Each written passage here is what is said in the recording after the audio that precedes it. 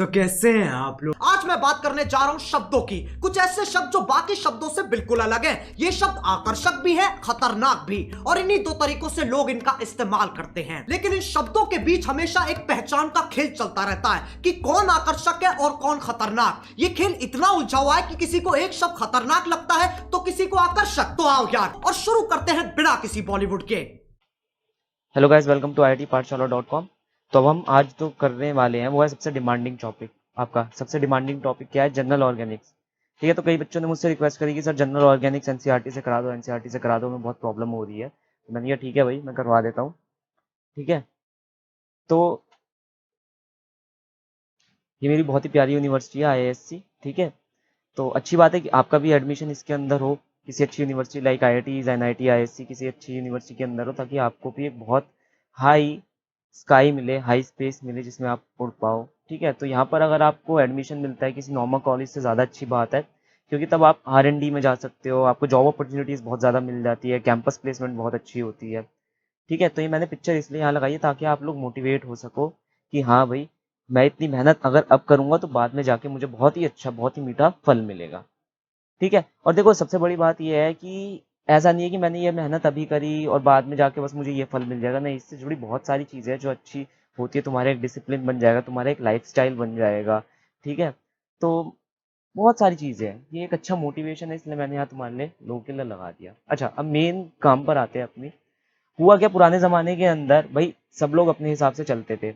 इनके लिए तुम गधे हो, मैं गधा हूं, पूरी दुनिया गधों से भरी है, और ये मानने का इन्होंने खुद को अधिकार दे रखा है। ठीक है, चीज़ों का कोई कॉमन मतलब चीज़ों का कोई पर्टिकुलर स्टैंडर्डाइज नेम नहीं था, सबके कॉमन नेम थे। फॉर एग्जांपल, तुम्हें कुछ खाना बनाना है और तुम्हें पर्टिकुलर मसाले की ज़रूरत है।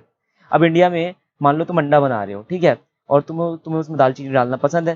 अब तुम्हारे पास दालचीनी खत्म हो गई, तुम बाहर जाते दुकानदार के पास और कहते हो भाई जरा दालचीनी देना, और वो तुम्हें दालचीनी देकर दे देता है। ठीक है, तो जो दालचीनी है वो क्या हुआ, तुम्हारा कॉमन नेम हुआ। वो क्या हुआ, तुम्हारा कॉमन नेम हुआ। तो तुमने कॉमन नेम का यूज करते हुए बाहर से अगर कोई चीज मांगी, तुम्हारे रीजनल लोग समझ जाएंगे कि हाँ तुम किस चीज की बात कर रहे हो। अब मान लो तुम्हारा एडमिशन हो जाता है किसी बाहर की यूनिवर्सिटी में, तुम्हारी जब बाहर जॉब लग जाती है, वहां पर फिर से तुम्हारा अंडा बनाने का मन करा और तुमने बाहर जाके दुकानदार से कहा भैया गिव मी सम दालचीनी, तो वो भैया कहता है कि भाई ये तो मैं समझ गया कि तू कुछ मांग रहा है मेरे से, लेकिन मैं ये नहीं समझ पाया तू मांग क्या रहा है मेरे से। क्यों दालचीनी? इंडिया में दालचीनी को दालचीनी जानते हैं लोग क्या होता है, लेकिन बाहर नहीं जानते दालचीनी को क्या कहा जाता है। तब तुम कुकरी वीडियोस देखते हो, वहां पर एक नाम देखते हो, स्टैंडर्डाइज नेम देखते हो कि जो दालचीनी को बोला जाता है क्या, सिनेमन बोला जाता है हर जगह, है ना, हर कुकरी वीडियो में यही बोला जाता है। तुम फिर से दुकानदार के पास जाते हो और बोलते हो भैया गिव मी सम सिनेमन, वो कहता है हाँ मैं समझा कि तुमने क्या बोला। ठीक है, तुमने सिनेमन मांगी, ये लो सिनेमन। तो उसे क्या कहा गया, उसे कहा गया स्टैंडर्डाइज नेम कहा गया। ऐसे ही पहले क्या हुआ था, एक एग्जांपल ले लो, जैसे रेड एंड्स को लैटिन में क्या कहा जाता है, फॉर्मिका कहा जाता है। उससे डिराइव जो एसिड है, क्या एसिड कहने का मतलब, जब हमें चींटी काटती है तो वहां पर थोड़ा सा फूल जाता है ना, तो चींटी कुछ एसिड इंजेक्ट कर देती है हमारी स्किन के अंडरनीथ, जिससे वो फूल जाता है, स्वेलिंग हो जाती है हमारे सेल्स के अंदर, उसे कहा जाता है, ठीक है, फॉर्मिक एसिड कहा जाता है उसे। ठीक है, लेकिन वो फॉर्मिक एसिड कहाँ कहा जाता है, वो लैटिन में कहा जाता है। ठीक है, फॉर्मिका वर्ड लैटिन से डिराइव्ड वर्ड है तुम्हारा। ठीक है, रेड एंड्स को वहां फॉर्मिका कहा जाता है, तो उससे डिराइव्ड जो एसिड है उसका नाम रख दिया फॉर्मिक एसिड। लेकिन इंडिया वाले बंदे को ये कैसे पता चलेगा? तुम गांव देहात में जाकर बात करने की कोशिश करो, भाई मेरे तो लाल चीटी में फॉर्मिक एसिड डाल दिया, फॉर्मिक एसिड डाल दिया, वो कहेगा क्या पागल इंसान है, क्या बोले जा रहा है, एसिड डाल दिया, एसिड डाल दिया, वो नहीं समझ पाएगा, है कि नहीं। तो IUPAC वाले लोग आए, IUPAC वाले ने कहा ठीक है भाई, बात ऐसी है, तुम्हें उसकी मदर टंग नहीं आती, मुझे उसकी मदर टंग नहीं आती, क्यों ना एक ऐसे सेट ऑफ रूल्स बनाए, एक ऐसे सेट ऑफ फॉर्मुलेशन हम बना ले, ताकि हम कंपाउंड्स को उनके हिसाब से नाम दे सके, और जब भी हम कोई टेबुलेशन देखे या फिर उन रूल से कंपाउंड का नाम निकालने की कोशिश करें, तो सबको पता हो कि भैया वही नाम है उस कंपाउंड का, ऐसा नहीं है कि कुछ और नाम होगा। ठीक है, तो उन्होंने एक set of rules formulation setup कर दिया कि भैया देखो, अगर तुम इससे किसी कंपाउंड का नाम लिखते हो तो हर कोई जान पाएगा, वो स्टैंडर्ड नेम होगा। नहीं लिखते हो तो भैया कोई नहीं जान पाएगा, सब हवा में रह जाएगा। ठीक है, तो यहाँ से स्टैंडर्ड नेम की शुरुआत हुई, जिसे हमारे इंटरनेशनल यूनियन फॉर प्योर और अप्लाइड केमिस्ट्री वाली एजेंसी ने, संस्थान ने शुरू करा। अब अपने कॉपी पेन निकाल लो, क्योंकि यहाँ तक तो हो गई जानकारी की बात छोटी मोटी। अगली बार अब जो शुरू कर रहा हूँ उसमें कॉपी पेन की बहुत ज़्यादा ज़रूरत है, क्योंकि मैंने प्रेजेंटेशन बनाई इसलिए कि ताकि तुम सारे के सारे नोट्स नोट कर पाओ। ठीक है, चाहो तो स्क्रीनशॉट ले लो, अच्छी बात है, लेकिन वो बहुत ही लेम तरीका होगा। अच्छी बात यह है, पॉज करो, नोट्स बनाओ, अपनी किसी कॉपी को मेंटेन कर लो। ठीक है, वरना PPT बनाने का मेरा कोई मतलब नहीं था। केमिस्ट्री में बहुत ह्यूज अमाउंट ऑफ इन्फॉर्मेशन होती है जो बहुत ही कम टाइम में मुझे देनी पड़ती है। ठीक है, अब आ जाओ क्लासिफिकेशन पे ऑर्गेनिक कंपाउंड की। सबसे पहली बात तो ये ऑर्गेनिक कंपाउंड होते क्या है। कार्बन के कंपाउंड को क्या कहा जाता है, ऑर्गेनिक कंपाउंड कहा जाता है। तो कार्बन के कंपाउंड्स को ऑर्गेनिक कंपाउंड कहा जाता है। अब हाइड्रोकार्बन क्या होता है, hydrogen plus carbon, hydrogen plus carbon को हाइड्रोकार्बन कहा गया है। ओके, अब इसकी क्लासिफिकेशन हम शुरू करते हैं। देखो दो टाइप के हाइड्रोकार्बन होते हैं। सबसे पहले एक चीज याद रखो, मेरी चेन एनालॉजी याद रखना हमेशा। मान लो तुम्हारे पास कोई चेन है, जैसे हम फिजिक्स में करते हैं ना, हमारे पास कोई चेन होती है। चेन के दो एंड होते हैं, एक एंड, दो एंड। अगर चेन के दोनों एंड अलग अलग है, कनेक्टेड नहीं है एक साथ, ठीक है, तो वो लीनियर चेन होती है, ठीक है, नॉन साइक्लिक चेन होती है। ऐसी जो हाइड्रोकार्बन है वो दो तरीके से विभाजित हुए हुए हैं। अपने कार्बन की चेन को ऐसी चेन मान लेना, लोहे की चेन मान लेना, ठीक है ना। तो एक होता है नॉन साइक्लिक और एक होता है साइक्लिक, ठीक है। नॉन साइक्लिक वो होता है जिसमें साइकिल नहीं बन रही होती। साइकिल ना बनने का मतलब है तुमने जो चेन का पहला एंड है और जो लास्ट का एंड है उसे एक साथ कनेक्ट नहीं करा। अगर तुम एक साथ कनेक्ट कर देते हो क्या बन जाती है, वो साइकिल बन जाती है। क्यों, तुम जहां से शुरू हुए वहीं पर वापस आकर खत्म भी हो गए, क्या बन जाता है, वो साइकिल बन जाती है। तो इसलिए दो भागों में विभाजित करा गया, इसे नॉन साइक्लिक में और एक साइक्लिक में। अब नॉन साइक्लिक की बात करी जाए तो नॉन साइक्लिक में भी वो दो भागों में विभाजित हुए पड़े हैं। किसमें, सैचुरेटेड में और अनसैचुरेटेड में। सैचुरेटेड को क्या कहा जाता है, जिसमें सिर्फ और सिर्फ सिंगल बॉन्ड होते हैं, और अनसैचुरेटेड को जिसमें डबल बॉन्ड होते हैं और ट्रिपल बॉन्ड होते हैं। ऐसी साइक्लिक वाला दो भागों में बांटा गया है, होमोसाइक्लिक में और हेट्रोसाइक्लिक में। होमो होमो का मतलब होता है सेम सेम, होमो का मतलब होता है सेम सेम। ऐसी हेट्रो का मतलब होता है डिफरेंट, हेट्रो का मतलब क्या होता है, डिफरेंट। अब क्या है, तुम्हारा जो होमोसाइक्लिक है उसे कार्बोसाइक्लिक भी कहा जाता है। क्यों, क्योंकि पूरी की पूरी चेन सिर्फ और सिर्फ किससे बनी है, कार्बन से बनी है। तो होमो मतलब सेम, कार्बन मतलब सिर्फ कार्बन से बनी हुई, तो क्या नाम रख दिया, कार्बोसाइक्लिक। कार्बन से निर्मित चेन को क्या कहा गया, कार्बोसाइक्लिक कहा गया। अब अगर हम पर्टिकुलरली, अभी हम हेट्रो पर जाएंगे, पहले हम होमो को लेकर चलते हैं। अगर हम होमो की बात करते हैं तो इसमें भी दो टाइप के आते हैं आपके। सबसे पहले क्या आता है, एलिसाइक्लिक आता है, दूसरा क्या आता है, एरोमेटिक आता है। पहला क्या आता है, एलिसाइक्लिक, दूसरा क्या आता है, एरोमेटिक। तुम कहोगे तो सर डिफरेंस क्या है, दोनों तो बंद है, क्लोज रिंग स्ट्रक्चर है, ठीक है। और अगर यहाँ वाले एग्जाम्पल को देखो, यहाँ पर भी डबल बॉन्ड है और यहाँ पर भी डबल बॉन्ड है, तो यहाँ पर डिफरेंस क्या हो रहा है एलिसाइक्लिक और एरोमेटिक में। तो मैं क्या कहूंगा, सबसे पहले समझने की कोशिश करो एलिसाइक्लिक क्या होते हैं। एलिसाइक्लिक में क्या होता है, सिर्फ कम से कम नहीं तो एक क्लोज रिंग चेन स्ट्रक्चर होता है, लिख लो, कंटेन एटलीस्ट वन रिंग और क्लोज रिंग ऑफ एटम्स। दूसरा, तुम अगर इस एरोमेटिक को देखोगे, अगर तुम इन सब कार्बनों को देखना शुरू करोगे, यहाँ हर क्या है, हर कॉर्नर पर एक कार्बन लगा पड़ा है, हर एक कॉर्नर पर एक कार्बन लगा पड़ा है, ठीक है। अब मैं अगर इसे खोलूंगा, मान लो इस कार्बन 1 को खोल रहा हूँ, कार्बन 1 एक हाइड्रोजन से जुड़ा है, दो डबल बॉन्ड एक कार्बन से जुड़ा है, एक सिंगल बॉन्ड एक कार्बन से जुड़ा है। अगर मैं इसकी हाइब्रिडाइजेशन निकालता हूँ, क्या, सिग्मा पाई सिग्मा सिग्मा, क्या निकल रहा है, sp2 हाइब्रिडाइज निकल रहा है। सिमिलरली कार्बन 2 का, कार्बन 3 का, कार्बन 4 का, कार्बन 5 का, कार्बन 6 का भी सेम हाइब्रिडाइजेशन निकल कर आ रहा है। एलिसाइक्लिक में देखो, चलो तुम टिपिकल वाला एग्जांपल बाद में लेना, पहले सिंपल एग्जांपल ले लो। अगर तुम कार्बन नंबर 1 को लेते हो, क्या ये sp2 हाइब्रिडाइज लग रहा है, नहीं, ये sp2 हाइब्रिडाइज नहीं है। क्यों, यहाँ पर ध्यान से देखो, यहाँ पर 4 सिग्मा बॉन्ड है, ये क्या है, sp3 हाइब्रिडाइज्ड है। तुम कहोगे सर यहाँ पर ही तो sp3 हाइब्रिडाइज्ड है पहले वाले में, दूसरे वाले में तो ये कार्बन sp3 हाइब्रिडाइज, वो sp2 हाइब्रिडाइज्ड है, ये वाला कार्बन नंबर 2, यहाँ पर तो क्या है तुम्हारा, sp2 हाइब्रिडाइज्ड हो रहा है। ऐसी कार्बन नंबर, ये वाला कार्बन नंबर 3 भी। तो मैं कहूंगा देखो बेटा, बात ये है, एरोमेटिक में सारे के सारे sp2 हाइब्रिडाइज्ड है, जबकि इसमें कुछ चुनिंदा ही है कि नहीं। दूसरी बात, एरोमेटिक वाला हक्कल रूल जरूर फॉलो करता है। हक्कल रूल कहता है 4n+2 पाई इलेक्ट्रॉन, एक एरोमेटिक रिंग में 4n+2 पाई इलेक्ट्रॉन होते हैं, जहां पर n क्या होता है, where n is an integer, 0 1 2 3 infinite तक की कोई भी इंटीग्रल वैल्यू ये ले लेगा। फॉर एग्जाम्पल n की वैल्यू अगर 1 लगाओ तो आंसर क्या आ रहा है, यहाँ पर 6 पाई इलेक्ट्रॉन आ रहा है।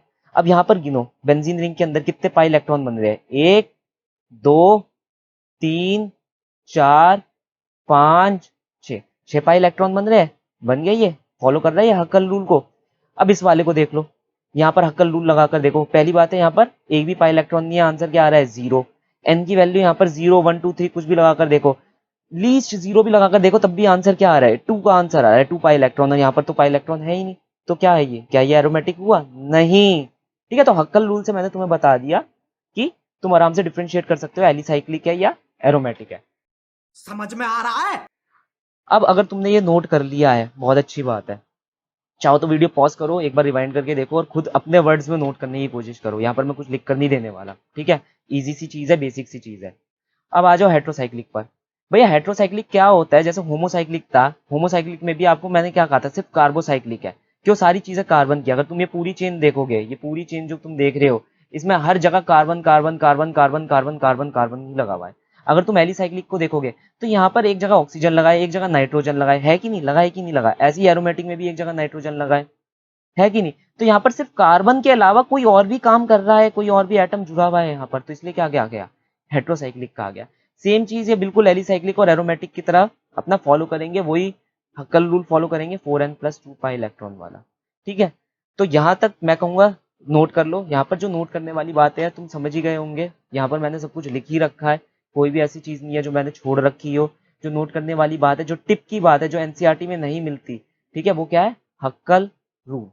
क्या है? 4n+2 इलेक्ट्रॉन जो फॉलो करेगा वो एरोमेटिसिटी दिखाएगा, वो एरोमेटिसिटी दिखाएगा। चलो अब नेक्स्ट स्लाइड पर आते हैं। होमोलोगस सीरीज क्या होती है? तो याद रखो, वह कार्बन के कंपाउंड जो एक दूसरे से CH2 के डिफरेंस पर होते हैं, होमोलोगस सीरीज में आते हैं, वो होमोलोगस होते हैं। याद रखना अभी ये वाली बात। अब ध्यान से देखो, जैसे ये वाला एग्जांपल लो, क्या है, मैंने दो एग्जांपल ले रखे हैं एल्केन एल्कीन्स के, ठीक है।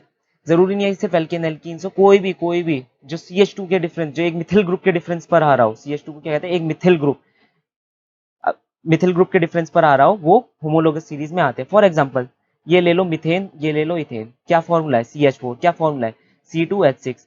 अब इन दोनों को माइनस करो, एक कार्बन बच गया, इसको इसमें से माइनस कर दो, कितने बचे? दो हाइड्रोजन बच गए, CH2 एक मिथिल ग्रुप का डिफरेंस आ गया, क्या हो गए? ये होमोलोगस हो गए। ऐसे इसको भी करके देखो, ठीक है, क्या हो जाएंगे? होमोलोगस हो जाएंगे। ऐसे इसको भी करके देखो, इसको भी करके देखो, ठीक है।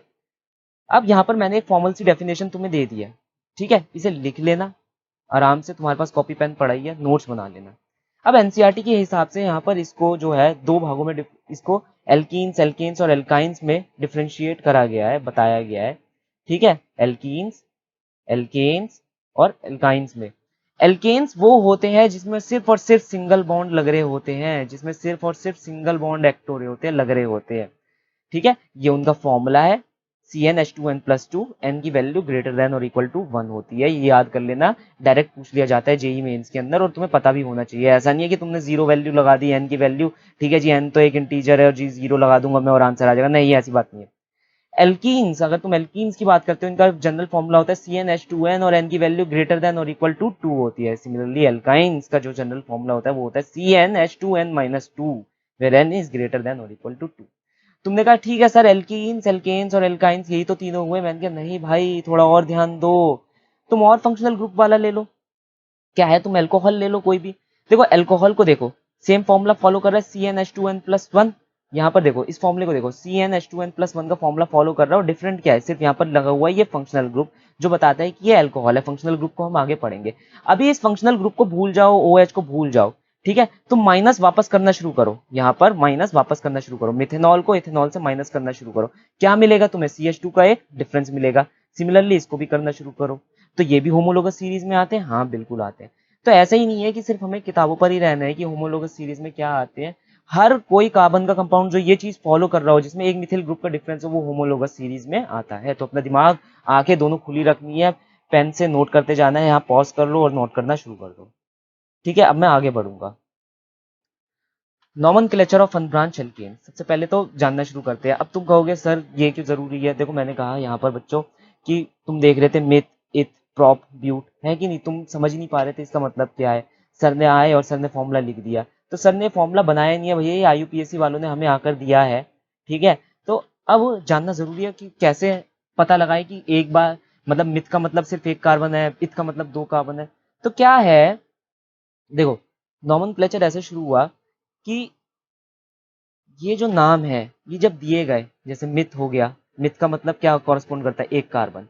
इथ का मतलब क्या कॉरस्पॉन्ड करता है? दो कार्बन। प्रॉप का मतलब कॉरस्पॉन्ड करता है तीन कार्बन। जैसे हम इकाई, दहाई, सैकड़ा, हजार, 1 2 3 4 5 6 7 8, 1 2 3 4 5, ठीक है, अपनी अपनी भाषा में कहते हैं ना, मतलब गिनती जिसे कहते हैं, ठीक है। ऐसी केमिस्ट्री में भी ये गिनती को बताता है, meth, eth, prop, but, pent, hex, hept, ठीक है ना। जैसे ऑक्टोपस का ऑक्ट हो गया, है ना, याद आया, समझ रहे हो तुम कैसे सिमिलैरिटी बन रही है। तो ये समझ लो, ये जो meth, eth, prop, but, pent, hex, hept, oct, ये सब है, ये जो है केमिस्ट्री की वो है, मैथमेटिक्स है, जिसमें ये बोलता है, गिनती गाना शुरू करता है, ठीक है।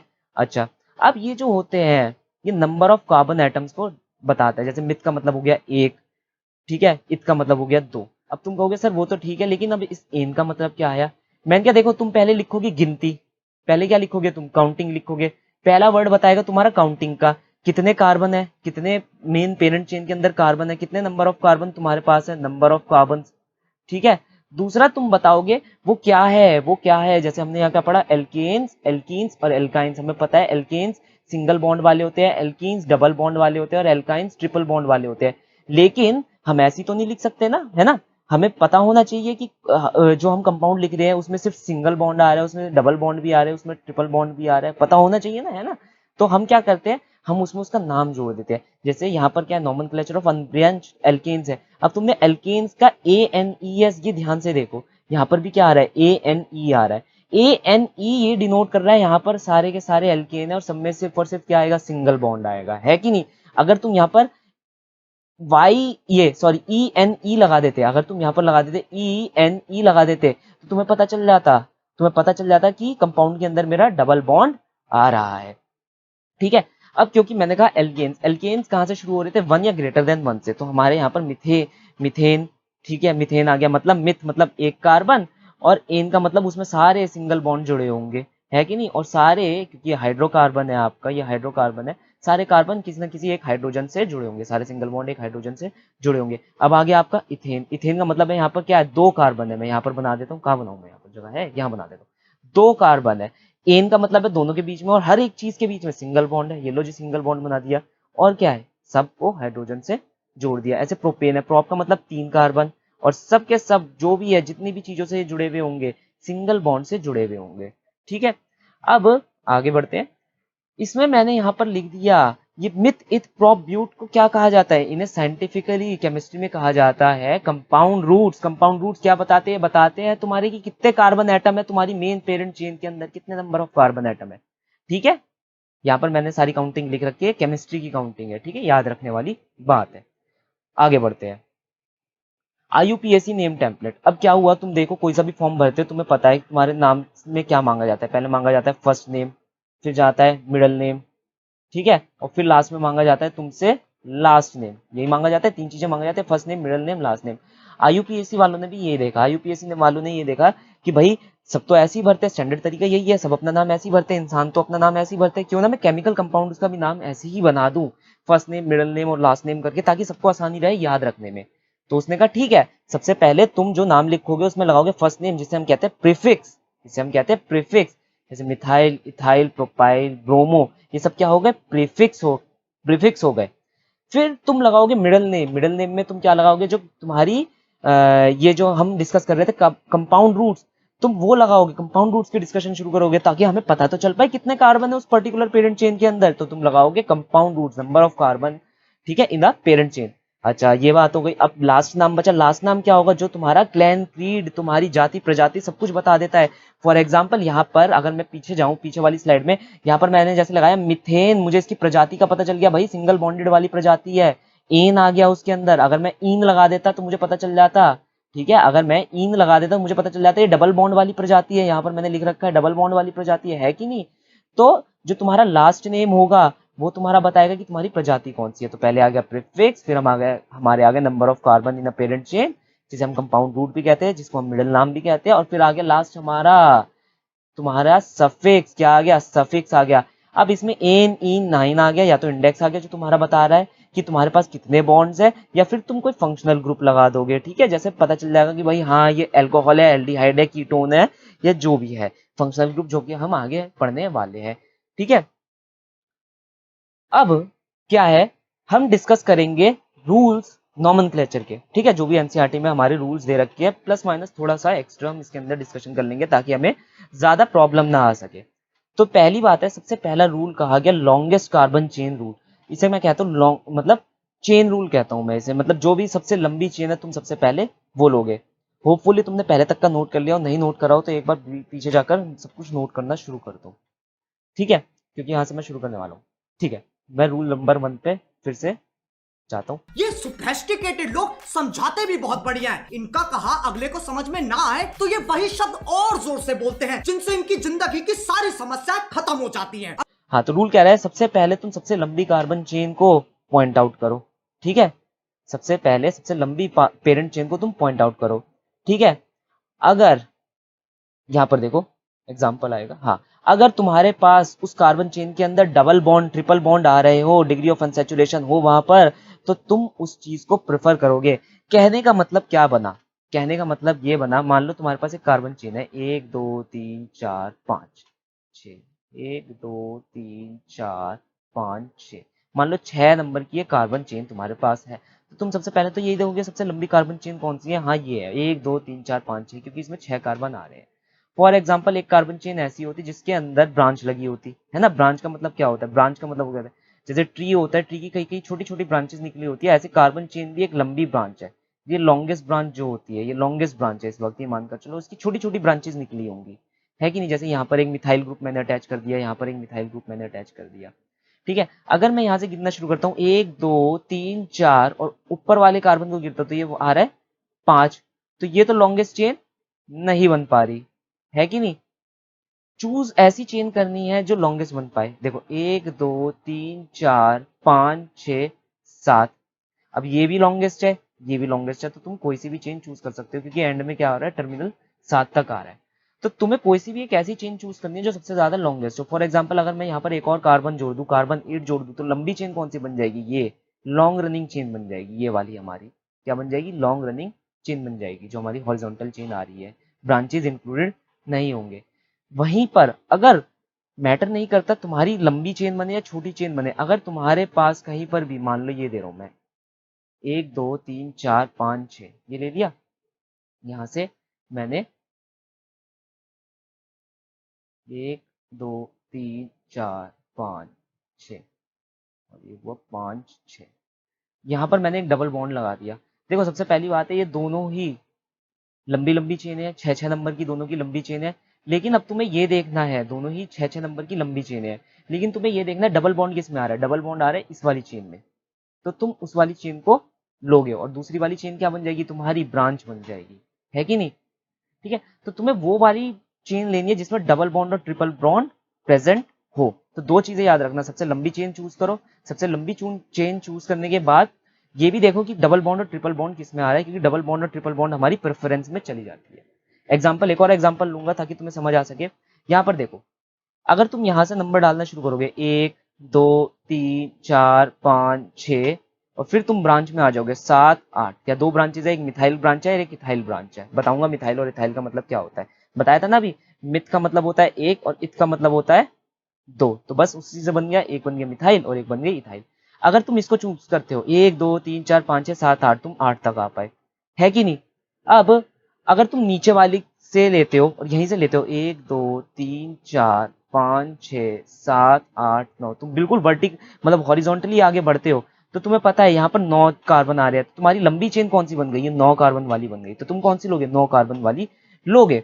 अब मेन बात ये आ गई, फॉर एग्जाम्पल मान लो यहाँ पर एक डबल बॉन्ड आ जाता है, यहाँ पर एक डबल बॉन्ड आ जाता है, तो तुम अब इन दोनों में से आंसर को किसको प्रेफरेंस दोगे। फॉर ऑब्वियस मैं ऊपर वाले को प्रेफरेंस दूंगा, इवन दो उसके पास चेन 8 है, सिर्फ यहाँ कार्बन 8 तक पहुंच रहा है और ऊपर कार्बन 9 है, लेकिन मैं ऊपर वाले को प्रेफरेंस दूंगा, क्यों, क्योंकि इस पे हाई प्रायोरिटी ट्रिपल बॉन्ड और डबल बॉन्ड आ चुके हैं, जो कि सेकेंड ऑप्शन मेरा कह रहा है। ठीक है, जब तक डबल बॉन्ड ट्रिपल बॉन्ड ना आए, सबसे लंबी चेन चूज करो, सबसे लंबी अनसैचुरेटेड चेन चूज करो, जैसी सॉरी सबसे लंबी सैचुरेटेड चेन चूज करो, मतलब सिंगल बॉन्ड वाली चेन चूज करो। ठीक है, जैसे ही डबल बॉन्ड या ट्रिपल बॉन्ड आ जाए, मैटर नहीं करता कुछ भी हो, उसको प्रेफरेंस दो जिस चेन में डबल बॉन्ड और ट्रिपल बॉन्ड आ रहे हैं। ठीक है, अब मैं आगे बढ़ूंगा, तो ये तुम्हारा हो गया ऑप्शन गलत। अगर तुम ले रहे हो डबल बॉन्ड ले रहे हो, तुम्हारा सेकंड ऑप्शन गलत हो जाता है, फर्स्ट ऑप्शन ठीक हो जाता है, इवन दो उसके अंदर सिर्फ 8 कार्बन आ रहे हैं। प्रेफरेंस किसे दी जाएगी, तुम्हारी डबल और triple bond. Corollary to longest chain rule, अब देखो लॉन्गेस्ट चेन रूल बना तो उससे कुछ ऑब्जर्वेशन भी निकाली, ठीक है, कुछ कंफ्यूजन भी पैदा हुई कि भाई क्या करे क्या ना करे। ठीक है, अब देखो जैसे यहाँ पर देखो ये वाला कंपाउंड देखो, ये वाला कंपाउंड देखो। अब अगर तुम पहले वाले को देखो और तुम्हारी ये वाली चेन है, 1 2 3 4 5 6 7, तुम 7 यहाँ पर जा रहे हो, और दूसरे वाले में देखो 1 से लेकर तुम 7 यहाँ पर भी जा रहे हो। तो तुम कहोगे सर इसमें से मैं कौन सी चूज करूं? मैं कहूंगा वही डाउट क्लियर करने के लिए लिख रखा है मैंने, corollary of the chain rule, longest chain rule. तुम वही चेन चूज करोगे जिसमें सबसे ज्यादा नंबर ऑफ ब्रांचेज होंगी, जिसमें सबसे ज्यादा नंबर ऑफ ब्रांचेज होंगी। जैसे यहाँ पर है 2 पे, 3 पे, 4 पे, 5 पे, कितनी ब्रांचेज है? 4 ब्रांचेज है। वहीं पर अगर तुम यहाँ देखोगे 1 ब्रांच, 2 ब्रांच, और सिर्फ चौथे पर 3 ब्रांच, या सिर्फ 3 ब्रांच है कि नहीं? तो तुम किसे प्रेफर करोगे? जिसमें 4 ब्रांचेज है। तो मैंने यहाँ पर लिख दिया है तुम्हारे नोट्स के लिए, ताकि तुम आराम से टीप सको, लिख सको, कॉपी में नोट्स बना सको, ठीक है? वरना तो स्क्रीनशॉट ले लेना। तो बहुत जरूरी है कि तुम ये सब कुछ नोट डाउन करते रहो, ताकि तुम्हारे को आगे आसानी हो सके। समझ गए यहाँ पर? ठीक है, चेन वही चूज करो जिसमें ज्यादा ब्रांचिंग आ रही हो, ठीक है? तो तुम्हारा ये करेक्ट हो गया क्योंकि 4 है, ये इनकरेक्ट हो गया क्योंकि 3 है। अब आ गया लोएस्ट सम रूल, सबसे इंपॉर्टेंट रूल, मैं इसे कहूंगा one of the most important rule. एक लोएस्ट सम रूल, एक अल्फाबेटिकल रूल, ये वन ऑफ द, देखो हर रूल इंपॉर्टेंट है, एक रूल को भी भूल गए ना तो दूसरा रूल फिर नहीं निकाल सकते, फिर तो पूरा नामकरण ही गलत हो गया तुम्हारा, ठीक है? लोएस्ट सम रूल क्या कहता है? मान लो तुम्हें ब्रांचेस गिवन है, फॉर एग्जाम्पल मैंने ये वाला एग्जाम्पल यहाँ पर लिख कर रखा है पहले से, तुम्हें ब्रांचेस गिवन है, तुमने नंबर डालने शुरू कर दिए। अब तुम नंबर कहीं से भी डाल सकते हो, तुम लेफ्ट हैंड साइड से भी डाल सकते हो, तुम राइट हैंड साइड से भी डाल सकते हो, है कि नहीं? एक बंदा आया, उसने लेफ्ट हैंड साइड से नंबर डालने शुरू करे, ब्रांच पर नंबर आ रहे हैं, जैसे पहली ब्रांच पर नंबर आ रहा है 2, दूसरी ब्रांच पर नंबर आ रहा है 4, है कि नहीं? ऐसी किसी बंदे ने कहा भाई तू लेफ्ट से डाल रहा है, मैं राइट से डालूंगा, मेरी मर्जी, इस दुनिया में कुछ भी करने की आजादी है। हम ये वही जमाना है जब बच्चों को डंडों से कूटा जाता था, स्कूल में भी, घर में भी और पड़ोस में भी। सबको आजादी है। मैंने कहा ठीक है भाई, करके डाल ले तू। उसने कहा मैं लेफ्ट से, वो राइट से डालता, उसने राइट से नंबर डाला, उसका एक नंबर आया 5 पे, एक नंबर आया 7 पे, ठीक है? फिर हम गए दोनों आईयूपीएसी वालों के पास। आईयूपीएसी वालों ने क्या कहा? देखो तुम सिर्फ वही नाम फॉलो करो जिसमें सबसे कम नंबर का सम आ रहा हो, ठीक है? जैसे पहले वाले ने, लेफ्ट वाले ने क्या फॉलो करा? उसने कहा मेरा जो मिथिल ग्रुप आ रहे हैं वो 2 और 4 पर आ रहे हैं, 2 और 4 को ऐड करा तो क्या आंसर आ रहा है? 6 आ रहा है, ऐड होकर। ऐसी राइट वाले ने कहा मेरा जो आंसर आ रहा है 5 और 7 पर आ रहा है, दोनों को ऐड करके देख लो, क्या आंसर आ रहा है? 12। तो आयुपैक ने कहा जिसका सबसे कम हो, किसका सबसे कम है? लेफ्ट वाले के चूज जिसने करा। ऐसा नहीं है कि हर बार लेफ्ट से चूज करोगे तो ही होगा, नहीं, वो राइट से भी हो सकता है।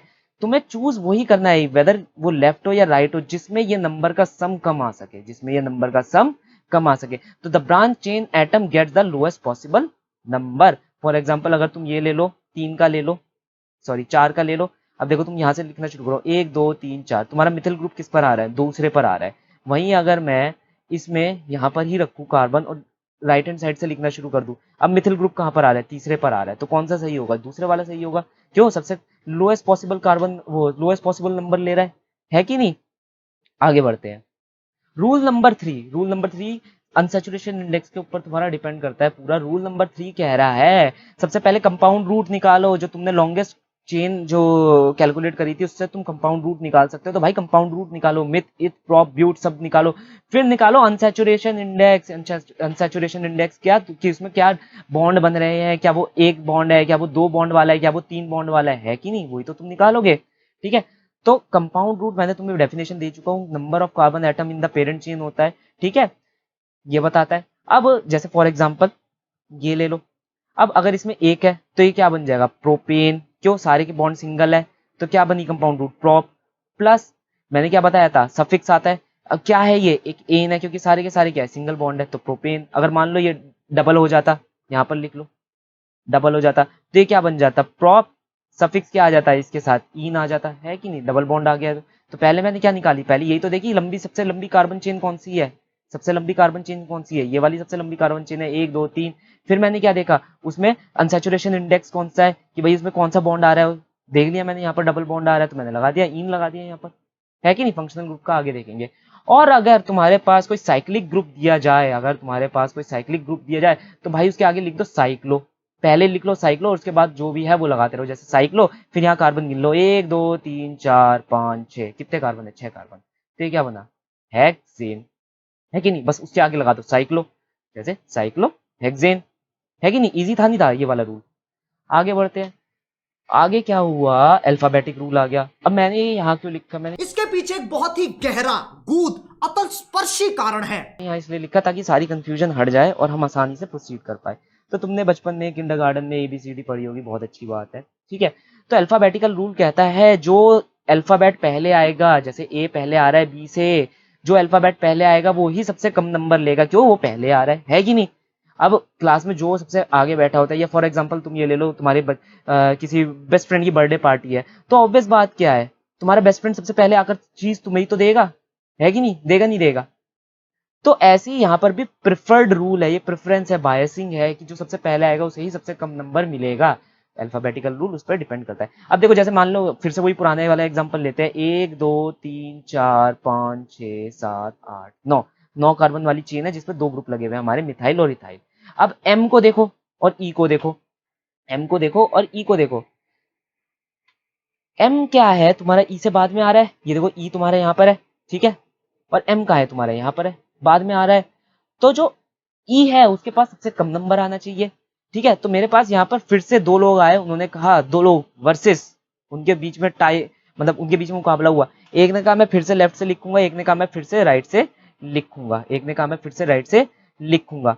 देख लो, अब देखो ई वाला कौन सा है, ई वाला ग्रुप कौन सा है तुम्हारा, इथाइल ग्रुप है, ये वाला ग्रुप है। इथाइल पर जो लेफ्ट वाला है उसने कहा मेरा 6ठे नंबर पर आंसर आ रहा है, वही जिसने राइट से लिखा उसने कहा मेरा 4थे नंबर पर आंसर आ रहा है। तो मैं किसकी मानूंगा, मैं मानूंगा इस रूल की मानूंगा, क्या, alphabet coming first carries least number. वो किस वाले का सही है, वो राइट वाले का सही है। क्यों, यहाँ पर देखो इथाइल पर 4 फॉल कर रहा है, और वहीं पर लेफ्ट वाले का अगर देखो इथाइल पर 6 फॉल कर रहा है, और हमें पता है 4 6 से छोटा है, तो कौन सा सही हो जाएगा, राइट वाला सही हो जाएगा। तो मैटर नहीं करता तुम राइट से लिखो या लेफ्ट से लिखना शुरू करो, मैटर ये करता है तुम रूल्स को फॉलो करना शुरू करो, ठीक है। अल्फाबेटिक रूल याद रहेगा, लिख लो चाहो तो, बहुत अच्छा एग्जांपल मैंने यहाँ पर दिया है तुम्हें, ठीक है, ये मैंने यहाँ पर तुम्हारे को बता दिया है।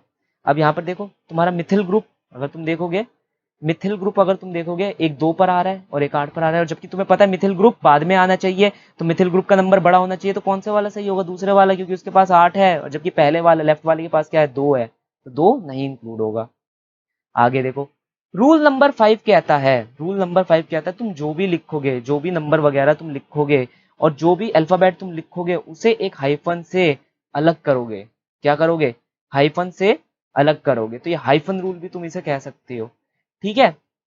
दूसरी चीज, तुम जो भी लिखोगे, the name of the branch alphabetically along with their position to the parent chain. देखो यहाँ पर क्या आ रहा था, सबसे पहले 3 पर इथाइल आ रहा था, 3 पर इथाइल आ रहा था, तो हमने 3 और इथाइल को एक हाइफन से अलग कर दिया, 6 और मिथाइल को एक हाइफन से अलग कर दिया, ठीक है। और फिर हमें पता है कि ई एम से पहले आता है कि नहीं, तो हमने उसी हिसाब से लिख दिया। तो इसे तुम कह सकते हो हाइफन रूल भी कह सकते हो, फिर लिखने का रूल भी कह सकते हो। क्यों, मैं लिख सकता हूँ 6 मिथाइल, मैं ये भी तो लिख सकता हूँ 3 इथाइल,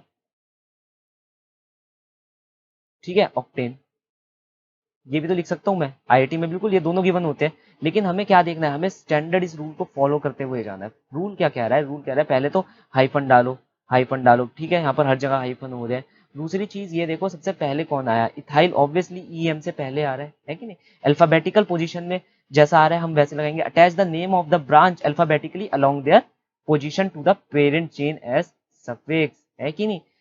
तो इथाइल पहले आ रहा है, ई पहले आ रहा है एम से, तो ये क्या होगा, ये पहले आएगा, ये बाद में आएगा, है कि नहीं। तो ये चीजें छोटी मोटी ध्यान में रखना, वरना ऑप्शन गलत हो जाएंगे या तुम आंसर ही गलत लिख दोगे। वैसे सीबीएसई में इतना पता नहीं देखते हैं, नहीं देखते, इतना देखा तो नहीं जाता वहां, तो बस ये कहते हैं कि पास कर दो बच्चे को। फिर भी मैंने तुम्हें बता दिया कि हम क्यों अपनी तरफ से गलत करें, हम तो अपनी तरफ से सही करेंगे, ठीक है। अब रूल नंबर 6 क्या कहता है, रूल नंबर 6 बहुत इंपॉर्टेंट है। रूल नंबर 6 कहता है कि भैया देखो, मान लो तुम्हारे पास 2 सेम ब्रांचेस है, जैसे अब तुम तीसरे नंबर पर देख रहे हो, 2 सेम ब्रांचेस दी हुई है। कौन सी ब्रांच दी हुई है, यहाँ पर मिथाइल, मिथाइल की ब्रांच दी हुई है ना। तो अब तुम क्या करोगे, जब भी तुम्हें ये ऐसी ब्रांचेस गिवन होती है, तो तुम उसके आगे लगा देते, क्योंकि देखो यहाँ 2 है, 2 से अधिक है, तो हम क्या लगाना शुरू कर देते, प्रीफिक्स यूज करना शुरू कर देते हैं, जैसे डाई, ट्राई, टेट्रा। डाई का मतलब 2, ट्राई का मतलब 3, टेट्रा का मतलब तुम पता ही चल गया होगा 4, ठीक है। दूसरी बात यह है, प्रीफिक्स की खुद की कोई औकात नहीं होती कि वो अल्फाबेटिकल रूल को फॉलो कर सके, हम उन्हें नहीं लेते। कैसे, इस एग्जाम्पल को देखो, पर्टिकुलरली इस एग्जाम्पल को देखो। अगर तुम इस एग्जाम्पल को देख रहे हो तो तुम्हें पता चलेगा, इसका नाम मैंने लिखा है 3,3 डाइमिथाइल 7 इथाइल नोनेन। मैंने ये नाम लिखा, लेकिन मेरा आंसर आ गया गलत। दूसरी, हाँ, एक और चीज याद रखना, lowest sum rule, lowest sum rule को कभी मत भूलना। लोएस्ट सम रूल, इस चीज को भी तुम कभी मत भूलना। एक तो ये गांठ बांध कर रख लो, लोएस्ट सम रूल को कभी मत भूलना। अभी यहाँ पर भी ये यूज होगा, कैसे मैं बताता हूँ। देखो तुमने लिखा 3,3 डाइमिथाइल 7 इथाइल नोनेन। पहली बात है ये नाम इनकरेक्ट है। ये नाम इनकरेक्ट क्यों है? देखो भले ही A B C D, D पहले आ रहा है ई से, लेकिन तुम उसे पहले नहीं लिख सकते क्योंकि डी की अपनी कोई मान्यता नहीं होगी। मान्यता किसकी होगी? मान्यता होगी तुम्हारी एम की, है कि नहीं? तो इसलिए ई आएगा, डी नेग्लेक्ट हो जाएगा। डी क्या हो जाएगा तुम्हारा? नेग्लेक्ट हो जाएगा। सिर्फ मिथाइल एम से तुम्हें फर्क पड़ना चाहिए, डी से कोई फर्क नहीं पड़ना चाहिए, ठीक है। Prefix are ignored while determining the alphabetical order. Prefix की कोई औकात नहीं होती अल्फाबेटिकल ऑर्डर के अंदर, हम उनकी कोई औकात नहीं मानते। बस हम उसे ये बताने के लिए रखते हैं कि वो कितनी ब्रांचेस को कंट्रीब्यूट कर रहा है, डाई ट्राई कहने का मतलब 2-3 ब्रांचेस, ठीक है, समझ गए। अब मेन बात ये है, तुमने ये तो जान लिया। अब तुम कहोगे सर एक बात है, तुमने यहाँ पर लगा दिया 7 और तुम जी इसे दे रहे हो 3, है कि नहीं?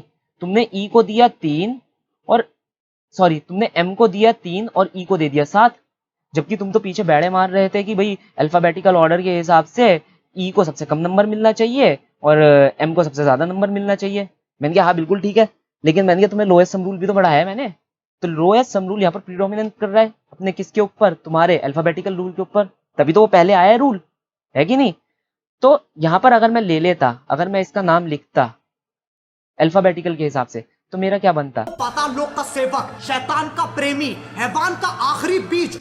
3 इथाइल 7 डाइमिथाइल नोनेन, ये बन जाता किसके हिसाब से? अल्फाबेटिकल के हिसाब से। लेकिन अगर मैं लोएस्ट सम रूल को यहाँ फॉलो करूं तो क्या आ रहा है? 3 + 7 + 7, 7 3 10 और 1 17, आ रहा है नहीं आ रहा? लेकिन अगर मैं इस नाम को देखूं, यहाँ पर देखूं 7 + 3 + 3 क्या आ रहा है? 13। लोएस्ट सम रूल को कौन फॉलो कर रहा है? ये वाला नाम फॉलो कर रहा है, तो करेक्ट ये हुआ। तो importance of lowest sum rule is predominant over the alphabetical rule, ठीक है। ये तुम्हारा पहला पॉइंट हो गया यहाँ पर। दूसरा point, prefix are ignored while determining the alphabetical order. तो मैंने ये दोनों चीजें तुम्हें दे दी। अब बात ये थी, ये एग्जाम्पल मुझे कहाँ से मिले? कभी रात को यादें आ जाती है। ये एग्जाम्पल देखो, मुझे बच्चे जब पूछते हैं कि सर ऐसा क्यों है वैसा क्यों नहीं है, ठीक है, उन सब चीज़ों से मुझे एग्जाम्पल मिलते रहते हैं और भी मैं बहुत सारी चीज़ें पढ़ता रहता हूँ, तो अच्छे अच्छे एग्जाम्पल वहाँ से मुझे मिल जाते हैं। तो ये एग्जाम्पल तुम्हारे कई सारे डाउट क्लियर कर देते हैं। मैं कहूंगा तुम एक बार यहाँ पर पॉज करो और 2 मिनट अपने भाषा में अपने शब्दों में लिखने की कोशिश करो। वैसे तो मैंने अब जब तुम किसी से बात करते हो तो तुम्हारी भावनाओं का मिलन होता है, शब्द तो बस एक जरिया। यहाँ पर लिख दिया है सब कुछ, तुम्हारे लिए एग्जाम्पल भी लिख दिया, सब कुछ लिख दिया है, लेकिन फिर भी मैं तुम्हें इंसिस्ट करूंगा एक बार पॉज करके तुम छोटा सा ये नोट बना लो, क्या पता कहाँ यूज हो जाए। चलो ये वाला क्वेश्चन करते हैं। ये क्वेश्चन क्या है, मैंने एनसीईआरटी से लिया है। अब ध्यान से देखो, ये पहले से ही नोट्स यहाँ लिख के गए। चलो ध्यान दो। अब अगर मुझे यहाँ सबसे लंबी चेन लेनी है, सबसे लंबी चेन क्या मैं लूंगा यहाँ पर? देखो 1 2 3 4 5, अगर मैं यहाँ टर्मिनेट करता हूँ क्या हो रहा है? 6, गलत। 7 यहाँ टर्मिनेट कर रहा हूँ, क्या हो रहा है? 8 तक पहुंच पा रहा हूँ, 8 सॉरी 6 7 8। तो मेरी लंबी चेन कौन सी बन गई? ऑक्ट वाली बन गई, 8 वाली बन गई, है कि नहीं? सबसे लंबी चेन 8 की पेरेंट चेन बनी कार्बन चेन और उसकी कंपाउंड रूट क्या हो गई? ऑक्ट हो गई। अब इसमें मेरे 3 मिथिल ग्रुप हैं, एक दूसरी पोजीशन पर है, एक 5वीं पोजीशन पर है और एक छठी पोजीशन पर है। एक दूसरी पोजीशन पर है, एक 5वीं पोजीशन पर है, एक छठी पोजीशन पर है। ये तब हुआ जब मैंने लेफ्ट हैंड साइड से लिया। अगर मैं राइट हैंड साइड से लेना शुरू करता, तो देखो 1 2 3 4 5 6 7 8, तो मेरी क्या पोजीशन बन जाती? 3 4 और 7, है कि नहीं? अब एक चीज है, दोनों अगर आंसर को कंपेयर करूं, ऑक्टेन ऑक्टेन आ रहा है मतलब मेरा आंसर करेक्ट है, ऑक्टेन तो होना ही चाहिए। ट्राई मिथाइल, 3 मिथाइल है तो हाँ ऑब्वियसली ट्राई मिथाइल होना चाहिए, आंसर बिल्कुल दोनों का सही चल रहा है। अब बात आई ये वाली, देखो 2 5 6 और 3 4 7। अब मैं कौन सा रूल इसमें लगाऊंगा? मुझे पता है नंबर दे दिए तो मैं कौन सा लगाऊंगा? Lowest number rule. मैं ऐड करके देखूंगा, 2 5 6 5 6 12 और एक बना 13, 3 4 7 14। लोएस्ट नंबर रूल कौन सा फॉलो कर रहा है? पहला नाम फॉलो कर रहा है, ठीक है। तो हम पहले वाले ऑप्शन को टिक मार देंगे, मतलब पहले वाला ऑप्शन इस तहत सही है। दूसरा ऑप्शन देखो, दूसरा क्वेश्चन देखो, दूसरा क्वेश्चन क्या है? 3 इथाइल 5 मिथाइल हेप्टेन, है कि नहीं? 5 इथाइल 3 मिथाइल पेंटेन। सबसे पहले लॉन्गेस्ट चेन चूज करो, 1 2 3 4 5 6 7, है कि नहीं। अब अगर मैं यहाँ 3 से नीचे लूँ तो 3 4 5, 5 से नीचे लूँ 6, तो लॉन्गेस्ट चेन कौन सी बन गई 7 की, मतलब आना चाहिए हेप्ट। दोनों में हेप्ट है, बिल्कुल सही, हेप्टेन, सारे सिंगल बॉन्ड है, हेप्टेन है, दोनों का बिल्कुल सही है। मिथाइल ग्रुप आ रहा है, 5वें पर मिथाइल ग्रुप आ रहा है और एक तीसरे पर मिथाइल ग्रुप आ रहा है। देखो 5वें पर मिथाइल ग्रुप आ रहा है और तीसरे पर मिथाइल ग्रुप आ रहा है। ये तो तब जब मैंने लेफ्ट हैंड साइड से लिया, अगर मैं राइट हैंड साइड से लूंगा तो नीचे वाला आंसर बन जाएगा मेरा, है कि नहीं, तब 5वें पर आएगा और तीसरे पर आएगा। अब दोनों में नंबर है तो मैं नंबर रूल को एक बार वेरीफाई करने की कोशिश करूंगा। 3 + 5 पहले वाले का कितना बना 8, 5 + 3 दूसरे वाले का कितना बना 8। यहाँ क्या हो गया तुम्हारा, टाई हो गया। यहाँ पर मामला क्या हो गया तुम्हारा, टाई हो गया। तो अब तुम कौन सा रूल फॉलो करोगे, टाई होने के बाद तुम्हें पता चल गया लोएस्ट सम रूल अगर फॉलो नहीं हो सकता तो मैं क्या देखूंगा, अल्फाबेटिक रूल देखूंगा। क्या देखूंगा, अल्फाबेटिक रूल देखूंगा। अब देखो 3 पर इथाइल, मतलब 3 पर इथाइल, ई ने सबसे कम नंबर लिया है और एम ने सबसे ज्यादा नंबर लिया है, तो पहले वाला ऑप्शन क्या हो गया, करेक्ट हो गया, है कि नहीं। ऐसे ही हमें सारे छोटे मोटे रूल्स ऐसे देखते हुए चलने हैं, ठीक है। तो मैं एक बार समराइज कर देता हूँ। पहले वाले क्वेश्चन के अंदर जब मुझे पता चल गया कि इसमें अल्फाबेटिक रूल नहीं लग सकता, अल्फाबेटिक रूल की कोई ज़रूरत नहीं है, मैंने पेरेंट चेन निकाल ली, मैंने कंपाउंड चेन निकाली, सब कुछ निकाल लिया, तो एक लास्ट रूल जो डिटरमाइन करने के लिए मेरे पास बच गया, जैसे ही मैंने नंबर देखे वो था सम रूल। सम रूल के हिसाब से देखा तो मुझे पहला ऑप्शन मिल गया। ऐसे ही दूसरे वाले में देखा मैंने, सम रूल को फिर से फॉलो करते हुए दोनों का आंसर सेम आ रहा था, 8 8 आ रहा था ऐड करने पर, तो मुझे पता चला यहाँ पर सम रूल फॉलो नहीं हो सकता। तो दूसरा डिटरमाइनिंग रूल क्या बन गया, अल्फाबेटिक रूल बन गया। मैंने अल्फाबेटिक रूल का लगा कर देखा तो क्या बन गया हमारा, पहला ऑप्शन क्रिएट हो गया, पहला ऑप्शन बन गया, है कि नहीं।